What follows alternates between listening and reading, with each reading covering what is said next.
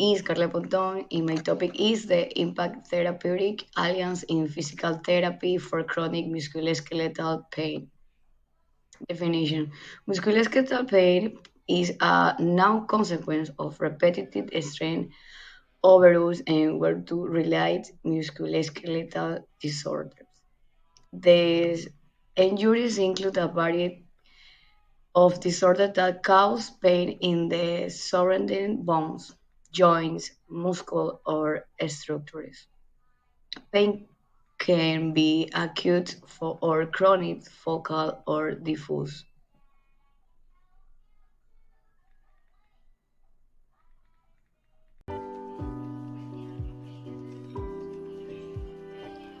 One common therapist mistake has to do with building the therapeutic alliance.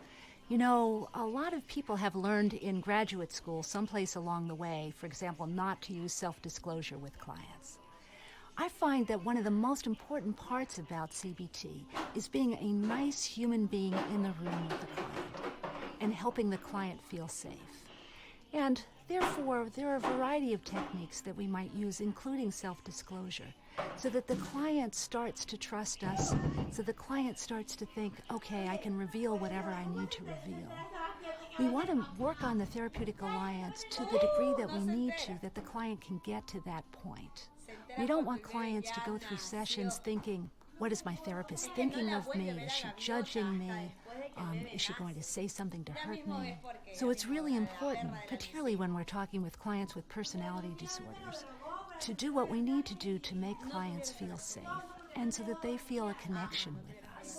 And I think that's one mistake that sometimes therapists make, is not building that strong enough connection with their clients. Application in physical therapy. Physiotherapy is widely required for the treatment of process without definite medical treatment and that present with pain. Massage, vibratory stimulation, joint mobilization, joint manipulation, cryomassage. Pros and cons. Pros. Lower blood pressure promote blood circulation, remove toxin from muscles. Cons. If there is not adequate intervention, the future effect will be fatigue, general tiredness.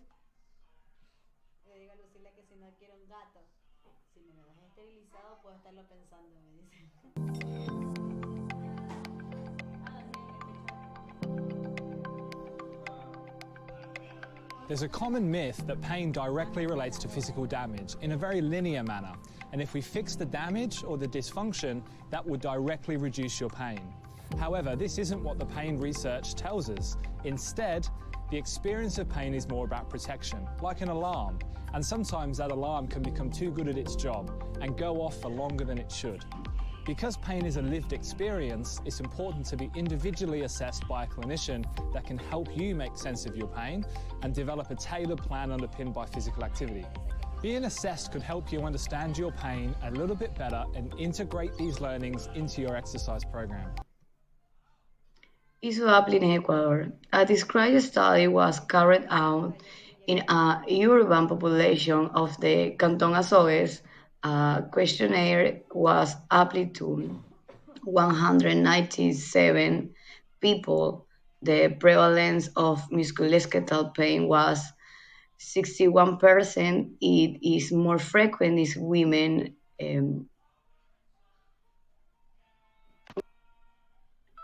59% in adult older than 66 years, 91%.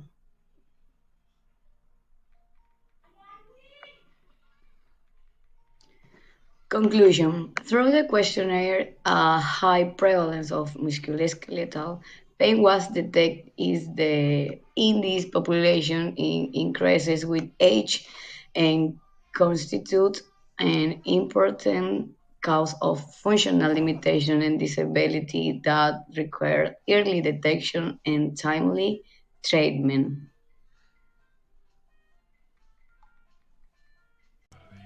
No, Therapeutic Alliance is not a large insurance company full of annoying salespeople that call you at tea time.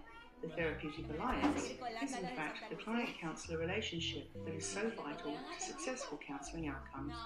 As a student or volunteer within Drug Harm's Community and Family Services program, the way we build relationships with clients can make a world of difference in attendance and counselling outcomes. As counsellors, we often have our own style and preferred therapeutic approach. But in order to build a strong relationship with clients, there are some things that we need to be mindful of before we get down to the nitty-gritty. Let's take the case of John, and not his real name. John has been a methamphetamine addict and dealer for several years. He has just spent 6 months in prison, and as part of his parole conditions, he has been ordered to attend counselling at Drug Harm. John doesn't really want to be attending counselling. He's fed up with telling his story over and over again to a variety of authorities, but he knows that his attendance may be checked by parole. Jane, not her real name, is a counsellor at Drug Harm. Jane has spent a lot of time studying, and she knows a lot of stuff. She knows about counselling approaches. She may even have a preference: CBT, ACT, SFT, DBT, IPT, CFT, EFT, MI, REBT, KFC. Wrong list. Existential therapy, gestalt therapy, family therapy, systemic therapy. Jane may also be a bit anxious. She has never experienced clients on parole, let alone clients who use drugs and alcohol. Jane may have a preconceived idea about substance abuse and prisons. After all, she's watched Orange is the New Black and even Wentworth. Jane knows a bit about illicit drugs. She once knew of a friend who had a friend whose uncle had a friend that used methamphetamine. Jane is aware of heroin and cocaine and cannabis and the perils of excessive alcohol use. But now that she finds herself as a substance abuse counsellor, she's worried that she will need to know everything about every drug. Counselling clients with substance abuse issues has unique challenges. But whether clients are voluntary or involuntary, the client-counsellor relationship has been found to be the most significant contributor to positive counselling outcomes. In fact, some scholars suggest up to 45% of successful counselling comes from the relationship clients have with their counsellor. Cue Carl Rogers.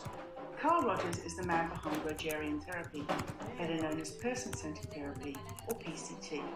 Carl believed that building strong relationships with clients was down to 3 things: empathy, unconditional positive regard, and congruence. That's being caring, being non-judgmental, and being yourself. And he believed that these factors had to be present from the very beginning of therapy. Although Carl's theory may be thought of as a bit basic today, as it turns out, he was right on the money. Let's go back to John. It's his first session, and he is now being asked to provide details of his substance use and mental health background. Again. He has signed some forms and has been asked a series of questions about weird stuff. He also gets to answer other questions from 0 to 10. Finally, he's asked what he would like to get out of counselling. Well, actually, John just wants to get out of counselling. So what's happening with Jane? Jane's feeling under pressure to complete all her paperwork. She knows she needs to follow processes, and rightly so, because this is important. But in being so busy during the session, she might not have tried to get to know John, ask how he feels, build some rapport and trust, or simply listen to his story.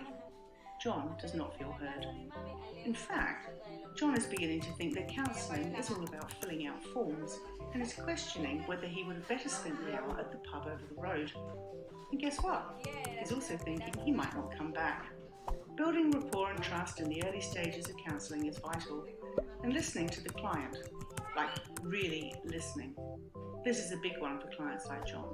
After all, time in prison has been isolating, and whilst he was in there, he may have lost many things, including his friends and family. There may be very few people he trusts, if any.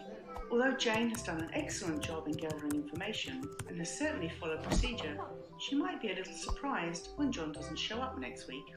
So what's the bottom line? In a nutshell, clients are more likely to continue counselling if they have a strong therapeutic relationship with their counsellor.